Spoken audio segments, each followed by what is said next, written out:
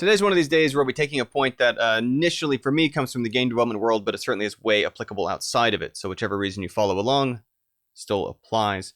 Now, what I want to begin by sharing is something which I'm not going to be too particular about the details of because part of the point is I don't want to take credit for it, but recently excited to say one of our home team members, I will say in the Outpost group, got his talk accepted for Game Developers Conference. It's his first time giving a conference talk at GDC, and so that's pretty awesome. Now, he thanks me for that because I helped give him editing help in the process. And of course, I've had talk submitted things, so I have some ideas for what they're looking for.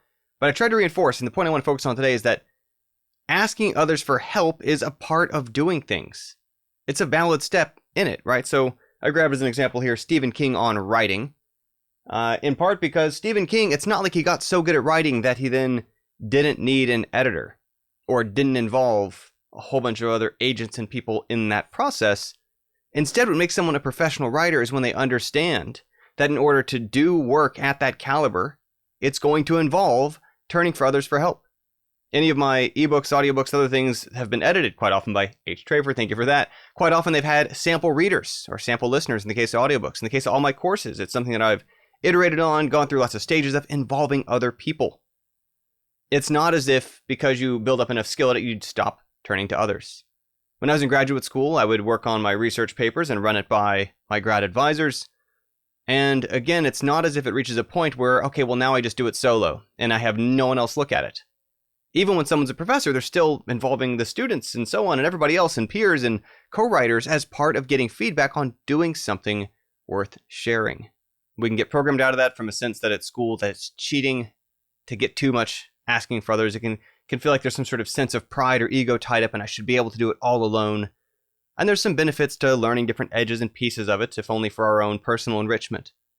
But when the focus is not just our pride and what we can point to, and our emphasis is on, look what I've achieved, then again, what really takes it to that professional caliber, what makes it something that is going to get past the value filter of others, of being worth sharing with more people, it's going to involve asking for help.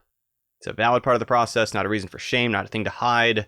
If you're working on things and you want them to go to that next level, to be past the value filter for others, to really contribute in a way that other people care about what you're up to, then the correct thing to do is to ask for help. That the professional thing to do is to get used to the idea of working with others and the various kind of compromise that involves. Of course, why in Home Team, why our approach is so focused on collaboration, on team projects, on working with our peers to create something bigger than we could do alone. To not just have them throw their work over the wall and add it on, but also because we give each other feedback, because we look at each other's stuff, because we're paying attention, we care about what each of us are up to. It helps raise our stuff to the next level in a way that if we kind of hide off in a corner, do whatever we can do alone, and then just throw it up out there, it's not going to be as good as what we could do if we ask others for help. So as much as, again, professional writers for their entire careers work with editors, work with other agents, work with test readers, to continue to do their work at that level, because that's what allows them to focus on the parts that they are adding the most value in, then the real skill to work on there is to ask for help, is to turn to others, is to not kind of wear ourselves down in this feeling I have to do all myself or somehow it doesn't count or it takes away from it. Not how it works. That's it for today. Thanks for following along. Catch you next time.